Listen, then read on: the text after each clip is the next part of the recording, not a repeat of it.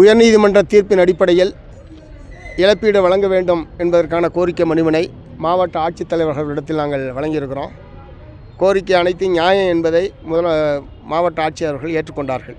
இவ்வளோ காலதாமதமானது, நிலத்தையும் கொடுத்துட்டு நாங்கள் நீதிமன்றத்துக்கு அரசாங்கம் அலைய விடுறது தவறு. மீண்டும் மீண்டும் நீதிமன்றத்திற்கு மேல்முறையீடு என்கிற பெயரில் இவ்வளவு காலம் இழுத்தடித்ததற்கு அரசாங்கம் தான் காரணம். இதெல்லாம் கொஞ்சம் கூட சரியில்லை என்பதெல்லாம் நாங்கள் மாவட்ட ஆட்சித்தலைவர்கிட்ட தெளிவாக எடுத்து வச்சோம். அது எல்லாத்தையும் ஏற்றுக்கிட்டார். ரொம்ப தாமதம் ஆயிடுச்சு என்பது உண்மைதான் என்று சொல்லி.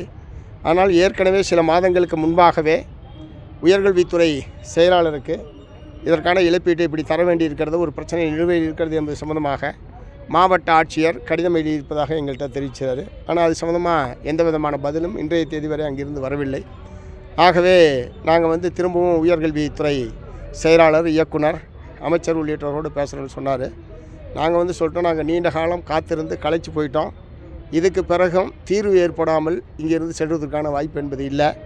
அதனால் நீங்கள் யாரிடம் பேச வேண்டுமோ, அதிகாரிகளிடமோ, அமைச்சரிடமோ, உயரதிகாரிகளிடமோ யாரிடம் பேச வேண்டுமோ அனைவரிடமும் பேசி பணம் கிடைப்பதற்கு ஆன ஒரு உத்தரவாதமான உறுதியான ஒரு நிலைப்பாடு அரசு தரப்பிலிருந்து வராமல் இந்த போராட்டத்தை எங்களால் முடிக்க முடியாது என்று நாங்கள் உறுதியாக தெரிவித்து வந்திருக்கோம். அதனால் நாங்கள் காத்திருக்கிறோம். நீங்கள் பேசிவிட்டு சொல்லுங்கள் என்று சொல்லியிருக்கிறோம். உயர் அதிகாரிகளோடு பேசிவிட்டு திரும்ப அழைப்பதாக சொல்லியிருக்கிறோம். இல்லை, ஏற்கனவே நாங்கள் சந்திச்சிட்டோம். முதலமைச்சர் உட்பட அனைவருடைய கவனத்துக்கு இந்த பிரச்சனை தெரியும். ஏறத்தாழ 400 கோடி ரூபா வர வேண்டியிருக்கு.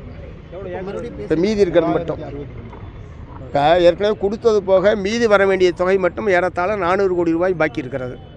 அந்த 400 கோடி ரூபாயும் உடனடியாக வழங்க வேண்டும் என்பதை நாங்கள் வற்புறுத்தியிருக்கோம். உயர் அதிகாரிகளோடு பேசிவிட்டு திரும்பவும் எங்களை அழைப்பதாக சொல்லியிருக்கிறாங்க.